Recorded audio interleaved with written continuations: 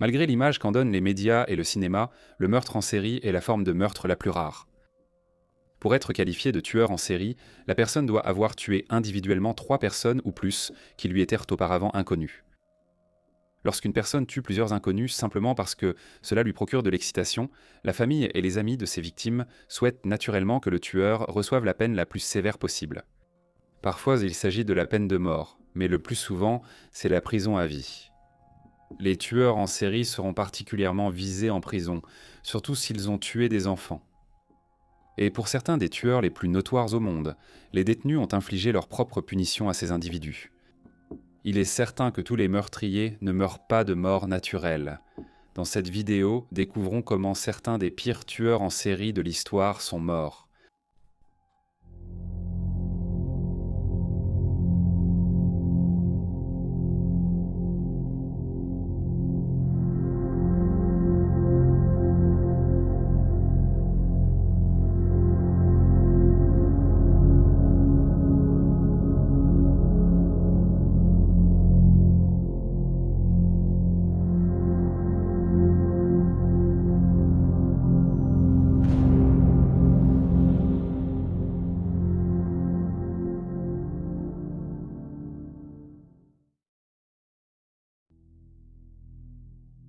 Robert Pickton.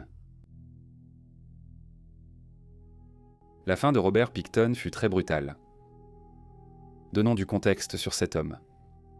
Robert Pickton, tueur en série canadien, était aussi appelé le tueur éleveur de porcs ou le boucher. On pense qu'entre 1995 et 2000, un Pickton a assassiné au moins 26 femmes du quartier Downtown Eastside de Vancouver et en a donné certaines à manger à ses cochons bien-aimés. Après son arrestation, une fouille de sa ferme a révélé les restes ou l'ADN de 33 femmes sur les 49 qu'il affirmait avoir tuées. Les enquêteurs ont aussi trouvé des restes humains, dont des crânes coupés en deux, remplis de mains et de pieds. Pendant sa détention, Pickton a confié à un policier infiltré, se faisant passer pour un codétenu, qu'il voulait en tuer une de plus afin d'arriver à un total de 50 victimes. Pendant son procès, des détails macabres ont émergé sur ce qu'il infligeait à ses victimes après les avoir attirées dans sa ferme avec des promesses d'argent. Sur place, il les étranglait ou leur tirait dessus, puis les suspendait pour les saigner et éventrer. Certaines de ses victimes étaient impassées dans une déchiqueteuse à bois et données à manger à ses cochons. On a aussi suggéré qu'il en a haché et ajouté dans les saucisses qu'il fabriquait à la ferme. Après la découverte de ces crimes, les autorités sanitaires ont alerté les voisins sur une contamination de la viande, qui aurait pu acheter du porc à la ferme de Pickton, redoutant que la viande contienne des restes humains. En 2007, Pickton a été jugé et reconnu coupable de 6 meurtres et condamné à la prison à vie, sans possibilité de libération conditionnelle, avant 25 ans. Les poursuites pour les 20 meurtres restants ont officiellement été abandonnées en 2010. Le nombre exact de femmes que Pickton a tuées est inconnu, mais il est largement considéré comme l'un des pires tueurs en série de l'histoire. Beaucoup pensent donc que c'était le karma lorsque, le 19 mai 2024, Pickton a été attaqué par un codétenu à l'établissement de Port-Cartier, au Québec. Le détenu a poignardé Pickton au cou avec une brosse à dents et enfoncé un manche de balai cassé dans son nez jusqu'au crâne. Pickton a été transporté d'urgence à l'hôpital, mais est décédé le 31 mai après l'arrêt de son assistance respiratoire. Il avait 74 ans.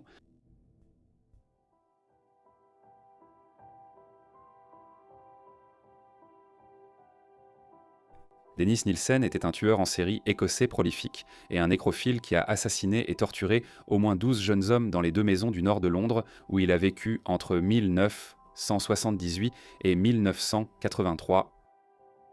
Le premier meurtre de Nielsen a eu lieu 18 mois après la rupture de sa relation avec David Galachand. Nielsen buvait et se sentait de plus en plus seul. Le 29 décembre 1978, il a invité un jeune homme chez lui, mais le lendemain matin, il ne supportait pas l'idée que l'homme le laisse à nouveau seul. Alors il l'a étranglé, puis il a plongé sa tête dans un seau d'eau et l'a noyé. Il a lavé le cadavre, l'a remis dans son lit, puis a passé la nuit à dormir avec et à profaner le corps.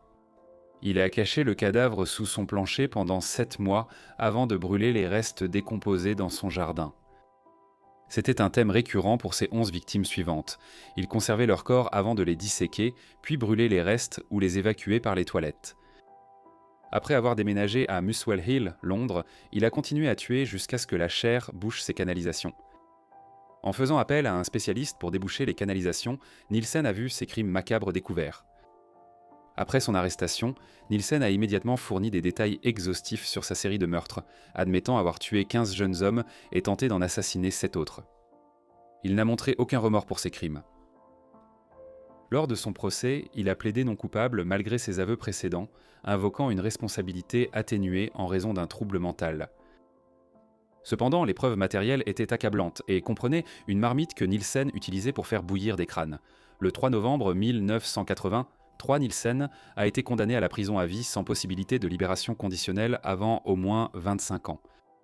En décembre 1994, la peine a été portée à la perpétuité incompressible, signifiant que Nielsen ne sortirait jamais de prison, une sanction qu'il a acceptée sans contester. Après avoir passé 35 ans incarcéré, le 12 mai 2018, Dennis Nielsen est mort dans d'atroces souffrances à la prison de Full Sutton, dans l'est du Yorkshire. 2 jours avant sa mort, il a été trouvé plié de douleur au sol de sa cellule. Incapable de bouger, il gisait dans ses excréments mais a refusé d'aller à l'hôpital. Vers 17h le même jour, l'état de Nielsen s'est détérioré et une ambulance a été appelée. Les ambulanciers ont constaté qu'il avait une masse abdominale pulsatile, qui s'est avérée plus tard être un anévrisme de l'aorte abdominale rompue. À l'hôpital, il a été opéré mais est décédé 2 jours après, n'ayant pas supporté la perte de sang et le stress de la longue intervention. Ses dernières heures se sont passées dans l'agonie. Jeffrey Dahmer. Jeffrey Dahmer, également connu sous le nom de Cannibal de Milwaukee, était un tueur en série américain qui, entre 1978 et 1991, a tué et démembré 17 jeunes hommes. Dahmer abordait ses victimes dans des bars gays, des centres commerciaux et à des arrêts de bus, leur promettant sexe ou argent. Cependant, de retour dans son appartement à Milwaukee, il droguait leurs boissons puis les étranglait une fois inconscients. Il profanait ensuite leur corps et prenait des polaroids d'eux dans des positions suggestives pour revivre l'expérience plus tard. Dahmer se débarrassait de certains corps en les dissolvant dans de l'acide dans un fût qu'il avait dans son appartement. Avec certaines de ses dernières victimes, Dahmer a commencé à développer des rituels avec elles et a même tenté des lobotomies rudimentaires, perçant un trou dans le crâne d'Errol Lindsay alors qu'il était encore en vie et lui injectant de l'acide chlorhydrique avant de l'étrangler. Comme si ce n'était pas assez horrible, il a aussi mangé la chair de certaines victimes. Dahmer a commencé sa série de meurtres alors qu'il vivait avec ses parents, puis plus tard avec sa grand-mère, et il avait déjà tué 5 personnes avant de déménager dans le appartement 213 au 924 North 25th Street, à Milwaukee dans le Wisconsin. 12 autres victimes ont été tuées dans cet appartement, portant le total à 17. Dahmer a finalement été arrêté le 22 juillet 1991 après que l'une de ses victimes potentielles, Tracy Edwards, se soit échappée de l'appartement de Dahmer, toujours menottée, et ait arrêté une voiture de police. Lorsque les policiers sont arrivés à l'appartement de Dahmer, ils ne s'attendaient pas à ce qu'ils allaient s'en découvrir. 4 têtes humaines ont été trouvées dans la cuisine et 7 crânes, certains peints, dans la chambre. Dans le réfrigérateur, il y avait 2 cœurs humains et un morceau de muscle du bras.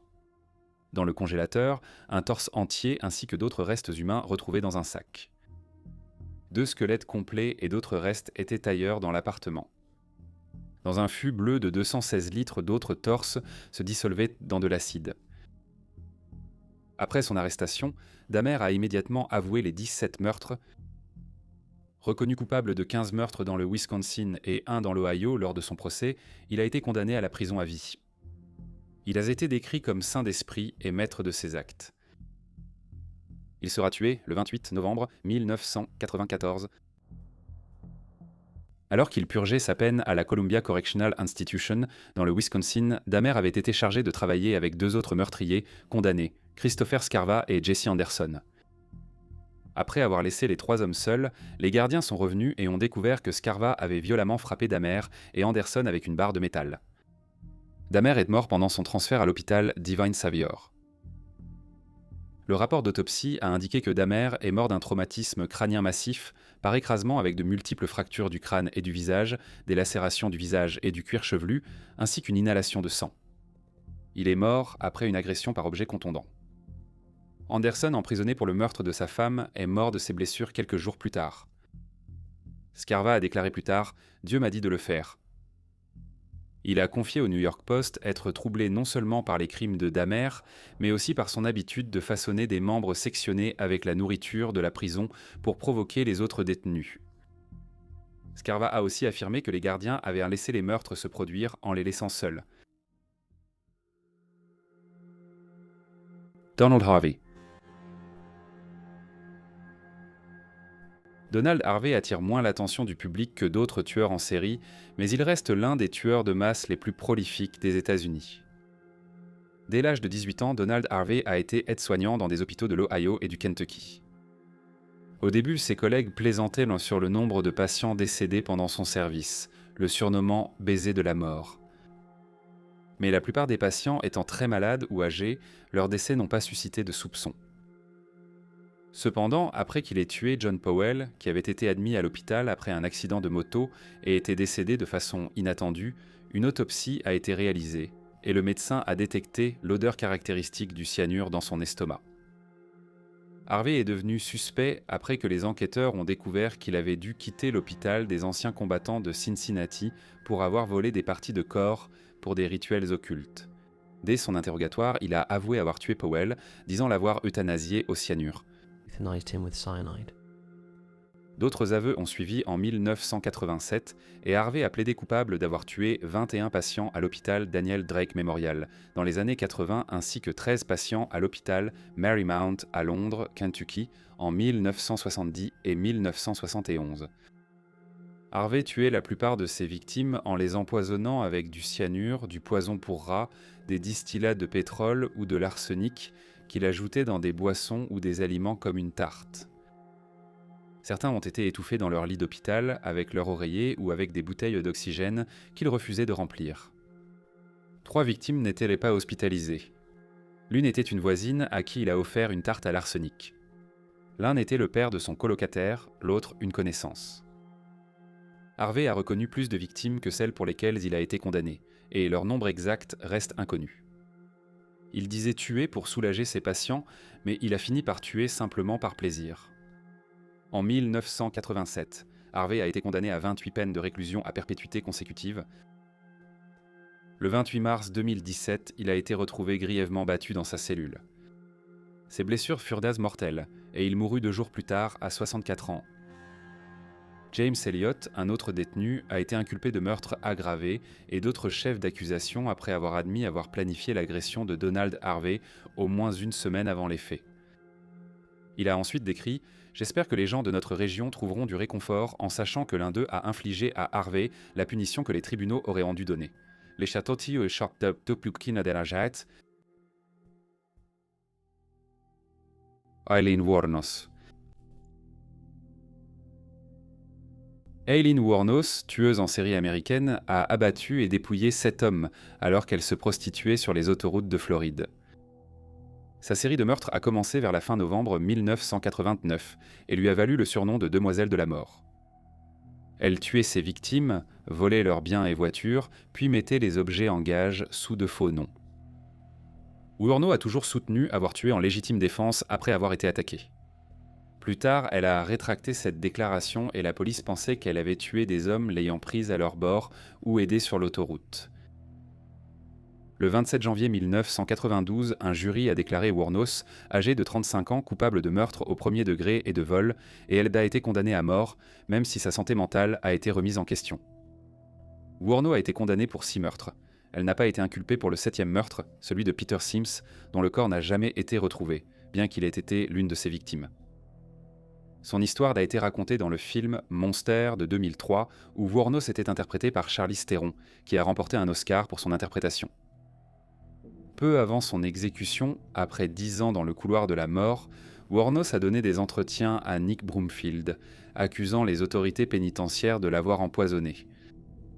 Ses derniers mots devant la caméra ont été « Merci beaucoup, société, de m'avoir fait porter le chapeau ». Le 9 octobre 2000, Wuornos a été exécutée par injection létale. Elle a refusé son repas final, préférant une tasse de café.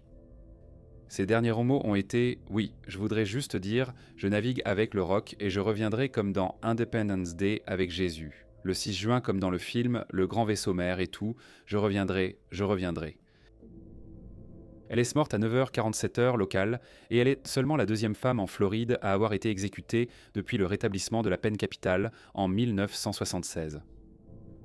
Son corps a été incinéré et ses cendres dispersées sous un arbre dans le Michigan.